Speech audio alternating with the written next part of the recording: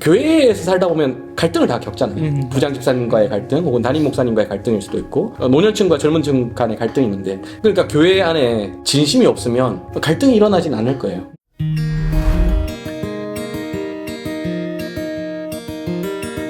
네, 안녕하세요. 오늘의 신학 공부의 장민혁입니다. 오늘은 홍동우 목사님을 모시고 오늘의 신학 인터뷰 진행해 보겠습니다.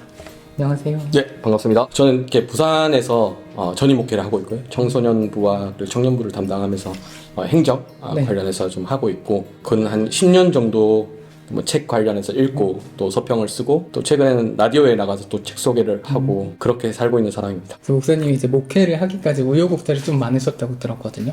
어떤 과정이 있으셨는지. 그러니까 21살에 이제 목회에 대한 소명을 받았어요. 네. 근데 제가 18살에 교회를 갔기 때문에 소명을 받고 나서도 목사가 무엇을 해야 되는지는 잘 모르는 상태에서 그냥 신학교 가서 목사하면 되겠다라고 생각을 했었습니다. 그 이후로 예컨대 저희 부모님이 교회 안 다니다 보니까 신학교 가는 것을 설득하지 못했고요. 그리고 제가 고향이 대구인데 대학교는 부산이고 또 군대에도 가야 되니까 교회가 계속해서 바뀌면서 누군가가 저의 소명을 알고 또 이제 케어해주지 못했어요. 그리고 긴 시간이 흘러서 이제 28에 신학교를 가게 되었는데요. 갈 때만 하더라도 첫 마음이 많이 묻어져 있었죠.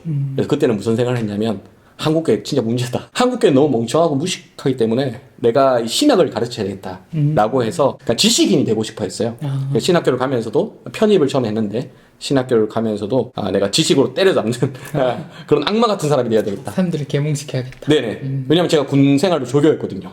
그래서 한국교회 다 모여 엎드려 뻗쳐 이렇게 해서 교육시키는 그런 사람이 되어야 되겠다 이렇게 했는데, 어쨌건 이제 신학과 목회사에서 계속 고민을 하다가 29살에 꿈을 꿨어요. 네. 꿈을 꿨습니다. 이렇게 신대원 가기 한 6, 7개월 전쯤이었던 것 같은데, 꿈을 꿨는데 어떤 꿈을 꿨냐면, 이제 신학교 식당에 예수님이 나타나신 거예요. 그리고 나서 저한테 야 목회해야지 이렇게 얘기를 하시는 거예요. 그래서 제가 무릎 꿇고 엎드려서 목회하겠습니다 이렇게 얘기했는데, 네. 이렇게 눈을 떠보니까 제가 기숙사 침대에 엎드려서 기도하고 있는 거예요. 그리고 그 장면을 제가 몸 밖에서 봤단 말이에요. 이런 체험을 잘 안 하는데 그 순간 알았어요. 내가 목회를 해야 되겠구나. 근데 인간이라는 게 그렇듯이 그런 체험을 해서 신대원에 가긴 했는데 진짜 교회에서 목회하기 싫은 거예요. 사람들 말은 안 듣고 계속해서 주일학교 부장 그리고 교사 선생님들 그리고 학생들과 끊임없는 이제 갈등이 있고, 그리고 이제 위에서도 찍어 누르거든요. 담임 목사님이건 아니 동료 교육자건 사역을 잘하면 잘한다고 찍어 누르고, 못하면 못한다고 해서 이제 견제하고 혼내고, 그런 과정을 겪으면서 내가 평생 이 목회를 하고 살 수 있을까? 라는 생각을 했습니다. 근데 그러다가 우여곡절 끝에 공부를 해야 될까 목회를 해야 될까 하다가 교회 필요에 의해서 전임사를 하게 되는데요. 6개월 1년 정도 지나면서 전혀 다른 현실을 경험하게 됐어요.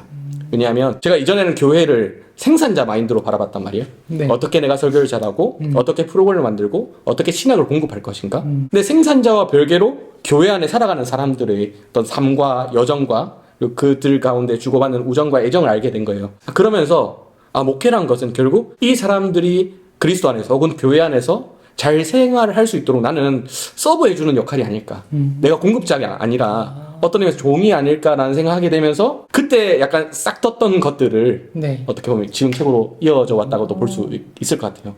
진짜 되게 파란만장한 여정이, 되게 뭔가 뜨거운 그런 체험도 있고 되게 냉소적으로 바라봤던 면들도 있고, 그게 이렇게 녹아들어서 이번에 이 책으로 좀 연결된 면이 있겠네요. 네네. 교회답지 않아 다투는 우리라는 제목의 책인데요.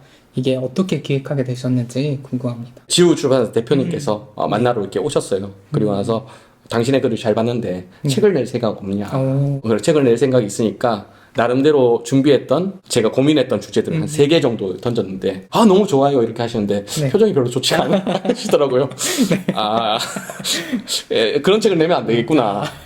그래서 이런저런 얘기를 하다가, 교회에서 살다 보면 갈등을 다 겪잖아요. 부장 집사님과의 갈등, 혹은 담임 목사님과의 갈등일 수도 있고, 혹은 교회 전체적으로 일어나는 혹은 당회와 혹은 안수 집사회, 혹은 노년층과 젊은층 간의 갈등이 있는데, 그 갈등의 에피소드들을 평상시에 동료 교육자들이나 선배 교육자들 만나면 제가 이제 항상 얘기하던 이야기들이 있었거든요. 출판사 대표님에게도 사실 내가 교회 갈등의 전문가다 이렇게 하면서 그런 썰들을 좀 풀었어요. 네. 너무 흥미진진해 하시는 거예요. 이런 이야기가 너무 신선하다. 그리고 그때 당시에 지금 출간된 손재익 목사님의 책이 있단 말이에요. 그 손재익 목사님의 책 원고를 갖고 있는데, 요 주제와 비슷한 주제의 다른 관점의 책을 같이 냈으면 하고 본인이 기도하고 있었다 하는 거예요. 그래서 제가 그러면 그 갈등이라는 주제로 한번 책을 써보겠습니다. 이렇게 하고 시간이 지났어. 네, 이렇게 책이 나오게 됐습니다. 네.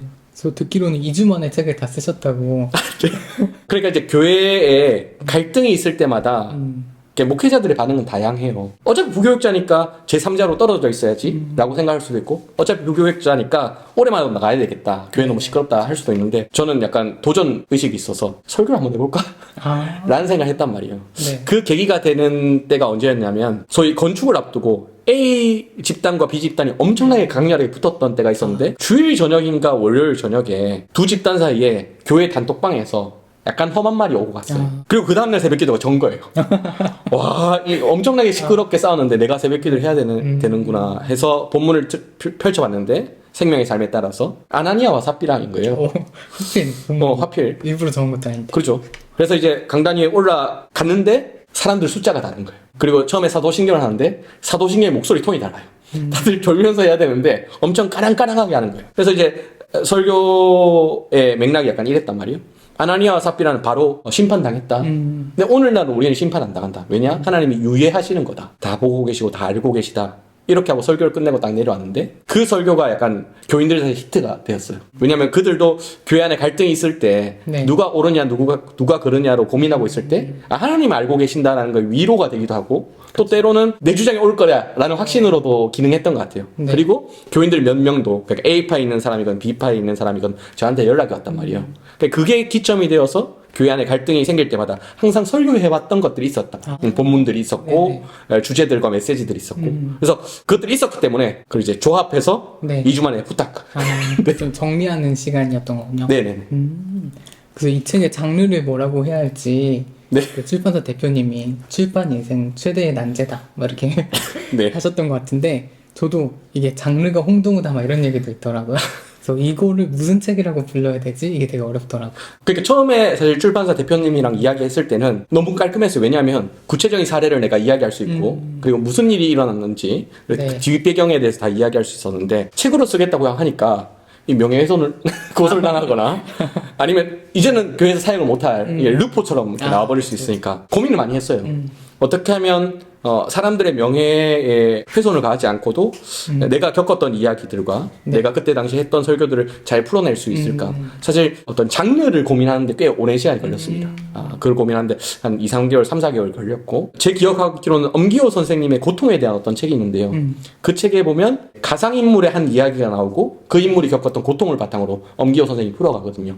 거기에서 제가 볼 때 무의식적으로 힌트를 얻었던 것 같은데, 네. 그래서 가상인물 한 명을 이야기하고 내가 설교했던 설교 본문들을 이야기하고 또 중요한 개념들을 이야기하는 방식으로 장르를 만들자라고 정한 후에는 후딱 썼죠. 근데 이제 그 장르가 사실 설교긴 한데 네. 그 설교를 전혀 다른 방식으로 풀었기 때문에 네. 아마 읽는 분들은 이 장르가 뭔가 이렇게 생각을 하실 수 있을 것 같긴 되게 해요. 신기한 경우였어요. 읽는데 그래서 여기 보니까 이렇게 3개의 챕터가 있고, 네. 챕터마다 가상의 등장인물들이 있고 다 나름의 어떤 갈등의 사연이 있더라고요. 네네. 그래서 이제 첫 챕터에서는 가르침이 교회답지 않다. 네. 그래서 이제 김우준이라는 청년이 등장하고, 네. 둘째 챕터는 그 리더십, 네. 맞죠? 리더십이 교회답지 않아. 그래서 박세직 집사님, 네. 자수성가한 사업가이 등장하시고, 마지막에는 우리들이 교회답지 않아. 네. 그래서 권사님, 현지우 권사님 등장하시고, 이렇게 구성이 되어 있잖아요. 네. 그래서 그 각자가 왜 이 교회가 교회답지 않다고 생각하는지에 대한 고민이 있고, 그거를 이제 목사님이 되게 여러 본문을 통해서 설교로 좀 풀어가는, 네. 그렇게 되어 있는 것 같더라고요. 일단은 이제 전체 책의 메시지를 잡을 때는 교회 내에 있는 네. 갈등이 생길 때마다 그 갈등을 해소시켜 줄 수 있는 어른의 존재가 항상 있더라고요. 그러니까 그 어른의 존재는 그냥 있기만 하면 A파도 와서 이야기를 하고 B파도 와서 이야기를 하고, 이 어른은 기도만 해주는데도 그 어른 때문에 갈등이 약간 완화되는 측면이 있는 거예요. 근데 그 어른을 일단 중심으로 잡았어요.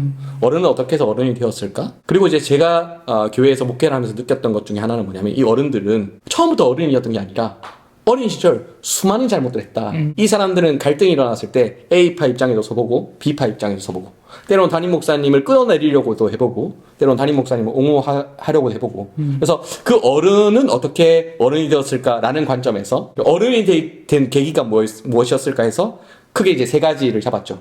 하나는 내 개인적인 신앙의 고민이나 신앙의 번뇌 때문에 교회 안에 갈등을 일으키는 케이스가 이제 첫 번째 챕터의 케이스고요. 두 번째는 교회 안에 목사가 좀 리더십을 갖고 교회를 잘 끌어가면 될 텐데 네. 이걸 왜 못하냐 라는 어떤 불만. 네. 그 불만으로 야기된 케이스를 이제 두 번째에서 다뤘고요. 그리고 이제 어른이 되어가는 과정 가운데 내가 어린 시절 진심을 가지고 교회 안에 문제를 일으켰던 그 수많은 일들이 사실 진짜 문제였구나. 내가 교회를 힘들겠구나라고 이렇게 현타와 후회를 겪는 그걸 이제 세 번째 챕터에서 잡아서 그런 식으로 일단 세 명의 이야기지만 한 명의 이야기처럼 읽을 수 있게 그렇게 해서 처음 의도 중에 하나는 뭐냐면 30살 A, 50살 A, 70살 A. 그래서 나이 먹고는 어른이 되었다. 네. 이렇게 하려고 했는데 조금은 좀 이렇게 다채롭게 하는 게 좋을 것 같아서 일부러 인물을 분화했습니다. 인물이 분화했지만 다 한 사람의 신앙 여정에서 충분히 겪을 만한 이야기. 그쵸. 그래서 저도 이제 저희 교회가 갈등을 엄청 많이 겪은 교회거든요, 네. 모교회가. 그래서 제가 더 어렸을 때 신앙의 상처가 많이 됐던 것 같아요. 그러니까 이 두 개가 어떻게 조화되는지가 너무 의아했어요. 교회라는 공동체인데 어떻게 이렇게 갈등이 있지? 막 이런 게 되게 힘들었었는데 교수님은 여기서 교회 내 다툼이 일어나는 원인이 공존과 진심 때문이다 이렇게 네. 하신 부분이 되게 감명 깊더라고요. 그러니까 교회 안에 진심이 없으면 갈등이 일어나진 않을 거예요. 왜냐하면 다들 대충 다니면 사실 싸우지도 않는 거거든요. 그죠. 근데 교회 안에 갈등이 커지는 이유는 예컨대 담임 목사님을 새롭게 청빙할 때 A냐 B냐를 놓고 다투는 이유, 혹은 담임 목사님이 어떤 문제를 일으켰을 때 이분을 유임해야 되는가 아니면 새로 갈아치워야 되는가를 놓고 A, B안이 나누는 이유는 다들 진심을 가지고 있어서 그렇거든요. 근데 그 진심을 가진 사람들이 다 일치된 사람들이라면 뭐 정치적 성향도 그렇고 혹은 교회에 대한 어떤 꿈도 그렇고 혹은 삶의 배경도 다 일치된 사람들이라면 뭐 싸우지 않겠죠. 그냥 으쌰으쌰해서 우리 이렇게 합시다 이렇게 할 텐데 교회 안에는 할머니 할아버지들도 있지만 아이들도 있는 거고요. 사업에 성공한 사람도 있지만 사업에 성공하지 못하고 빌빌거리는 그런 사람들도 있고 또 때로는 왜소하고 그리고 뭔가 소극적이고 사람들에게 말을 걸기 힘들어하는 사람도 있는 반면 또 어떤 사람은 굉장히 거칠고 리더십을 발휘하는 그런 사람도 있죠. 네. 근데 그런 모든 사람들이 각자 진심을 갖고 있기 때문에 온갖 이야기들이 나오는 것 같아요. 우리가 한 인간이 그리스도인이 되고 나서 어릴 때는 이런 생각을 하잖아요. 내가 예수 믿었는데 왜 복을 안 주지? 근데 시간이 지나면서 내가 생각했던 복은 아니구나. 오히려 내가 겪는 갈등과 고통들이 하나님 안에서 다 섭리 안에서 작동하고 있는구나 라고 감사하게 되듯이 좀 교회도 비슷한 것 같아요. 교회는 다 화평하고 행복하고 성장해야 돼 라는 생각보다는 교회 안에 갈등도 있을 수 있고 파열음도 있을 수 있지만 그 또한 하나님의 섭리 안에 있지 않을까? 라는 어떤 그런 시선으로 좀 교회를 풀어나가 보려고 했습니다. 저는 또 신선했던 부분이 이런 내용이면 조금 되게 권면하는 느낌의 글일 가능성이 높잖아요. 네. 다들 교회에서 좋게 하세요 뭐 이렇게 할 것 같은 느낌인데 되게 뜬금없는 느낌의 신학적인 개념들이 막 나와가지고 네. 이게 어떻게 연결되지? 막 이런 반전 같은 느낌이 있었거든요. 그러니까 이제 김호준 청년의 그 어떤 가르침에 대한 불만에 대한 방에서는 욥기가 갑자기 나와서 신앙의 재구성이다 이게. 그래서 이게 도대체 무슨 말이지? 그런데 또 욥기를 다 보고 나면 되게 이해가 되고 네. 그리고 또 이제 박세직 그 집사님이 이제 사업처럼 리더십 있게 교회 운영하셔야 됩니다 하는데 갑자기 뒤에 이신칭 얘기가 막 나오고 이신칭이 여기서 왜 나오지? 막 이런 느낌인데 또 이제 그 맥락에 따라가 보니까 이게 주도권으로 풀리는 그런 부분들 있잖아요. 네. 그런 게 너무 신선했어요. 이거는 제 개인적인 설교에 대한 어떤 철학이기도 한 것 같아요. 네. 그러니까 설교란 게 기도하십시오, 말씀 읽으십시오 라고 한다고 사람들이 기도하고 말씀 보는 게 아니더라고요. 나조차도 하나님 앞에 뭔가 새로운 회개다, 새로운 헌신을 할 때 보면 누가 뭐 하라고 해서 그런 것이 아니라 네. 성경에는 이야기가 나한테 실제처럼 다가왔을 때 그 이야기 자체가 나에게 말을 거는 것 같아요. 목사가 이렇게 하라고 해서 그런 게 아니라 네. 정말 성경 본문 자체가 그리고 그때 당시에 뭐 하나님이 이렇게 하라고 하시는구나 라고 생각할 때가 많은데 마찬가지로 저도 설교할 때 보면 항상 이렇게 하십시오 라기보다는 이야기를 되물려주는 방식으로 이야기에서 내가 겪었던 그 어떤 무게감이랄까요? 그런 아우라 같은 걸 좀 되돌려주는 방식으로 설교를 하는데 책도 일부러 그러려고 했어요. 주도권 잡으려고 마십시오. 이렇게 말하기보다는 자신이 신앙적으로 재구성되고 있다고 해서 다른 사람을 화내지 마십시오. 이렇게 말하기보다는 그냥 이야기 자체를 들려줌으로써 내가 때로는 잘못한 부분이 있구나. 혹은 저 사람이 때로는 이해되는 측면이 있구나. 라고 스스로 좀 생각하고 스스로 좀 방향을 갈피를 잡을 수 있게 좀 이야기 형식으로 구성하려고 하다 보니까 그런 식으로 되었던 것 같습니다. 그래서 요즘 이야기에 관심이 많거든요. 네. 잘 보니까 성경이 대부분 이야기로 돼 있더라고요. 하나님 그냥 직접 이렇게 해라 이렇게 써도 될 텐데 왜 그냥 야곱의 인생사를 쭉 들려주는 이런 방식의 이야기를 선택하셨을까? 그런 게 좀 고민이 됐었는데 이야기가 가지는 우리의 어떤 정체성을 새롭게 하는 그런 면들이 있는 것 같아요. 사실 우리의 기억 자체가 그러니까 과거를 기억해보면 과거가 순간순간으로 기억되는 것이 아니라 하나의 이야기로 구성이 된다고 해요. 그 말은 뭐냐면 네가 누구냐 라고 할 때 네. 이야기로 답한다는 거죠. 예컨대 너 예수 언제 믿었어? 라고 하면 30년 전에 믿었어 이렇게 하는 게 아니라 그때 그 권사님이 말이야.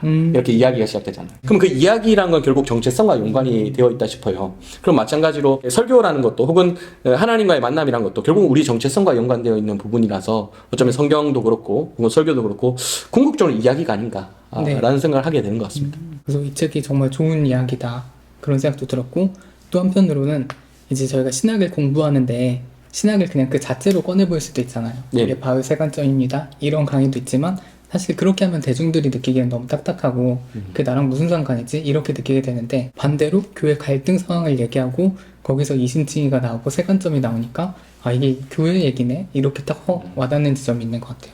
제가 이제 2017, 18, 19에 할머니들이랑 좀 성경 공부를 했어요. 사실 할머니들이랑 성경 공부를 하려고 했던 게 아니라 성경 공부반 이렇게 열었는데 할머니들만 하시고.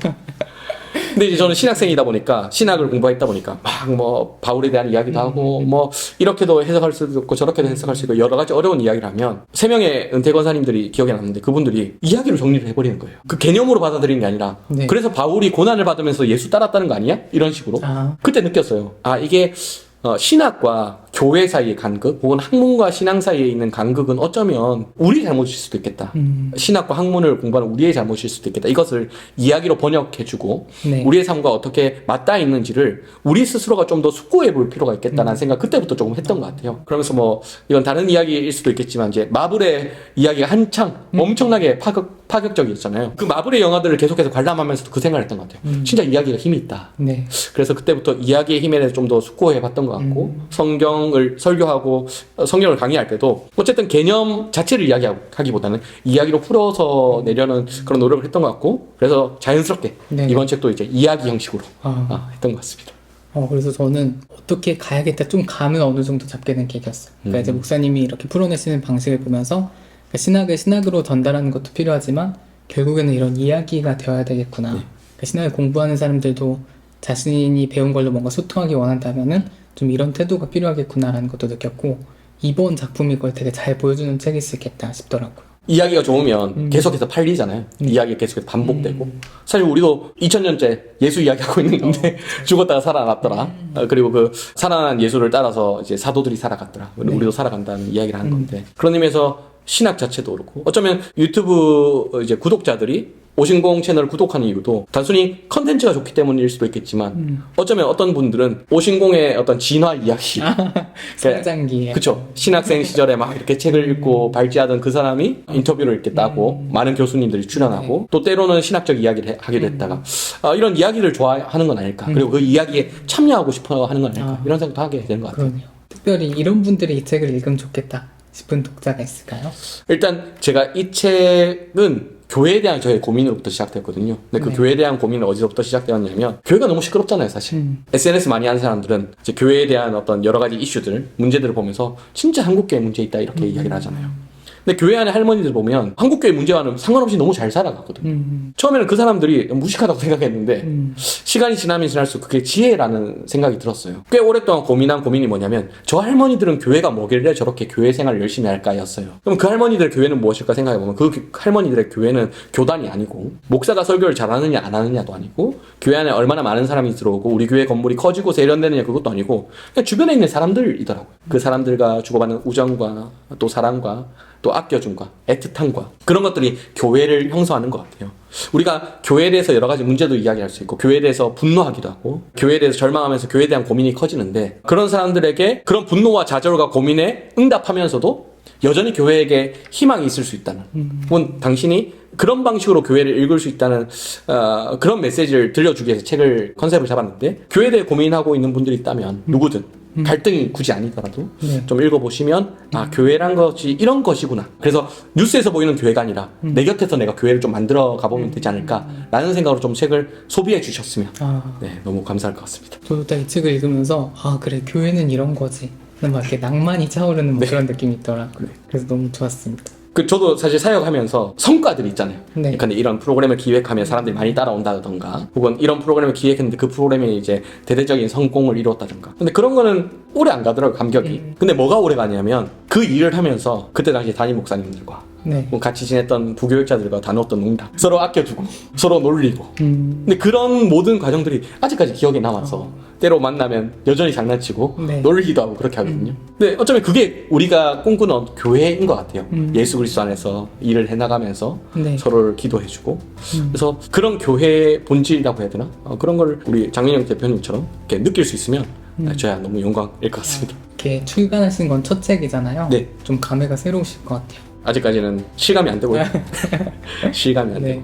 다만 이제 얼마나 많은 분들이 이 책을 잘 소비해 주셨으면 좋겠다. 많은 분들이 소비해 주셨으면 좋겠다. 그리고 교회에 대한 좀 희망을 좀 가졌으면 좋겠다라는 생각으로. 그래서 이 책이 읽고 나서 이야기할 게 진짜 많은 책일 거라는 생각이 들었거든요. 네. 그래서 원래는 제가 이렇게 따로 질문지를 따로 구성을 했었는데 여기서 다 이렇게 해버리기는 좀 너무 아쉽다. 네. 그래서 오히려 독자님들도 책을 좀 읽으신 다음에 저희가 챕터별로 또 따로 이야기 나누면 어떨까 이렇게 생각을 해서 장기적으로 그런 콘텐츠를 해보면 좋을 것 같아요. 그렇죠. 사실은 저도 책을 출간을 하고 모임도 하고 또 교정도 보면서 제가 쓴 책이지만 이 책에 나오지 않은 이야기들이 말할 게 너무 많더라고요.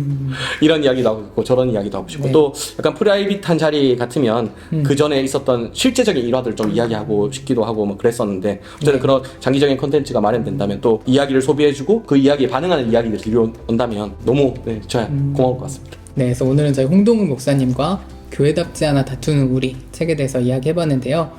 이 책은 교회 갈등 문제로 좀 고민이 있으셨다면 봐도 좋을 것 같고 꼭 그게 아니어도 본인의 신앙의 어떤 고민들 아니면 교회에 된다는 게 무엇인가 이런 고민이 있으셨다면 여러 면에서 도움이 될 이야기라고 생각합니다. 그래서 많이 읽어주시고 또 궁금한 점 있으면 댓글에 남겨주시고 저희 또 후속 콘텐츠를 잘 준비해보도록 하겠습니다. 오늘 이렇게 출연해주셔서 감사합니다. 네, 감사합니다. 네, 그럼 오늘 여기서 마치겠습니다. 감사합니다.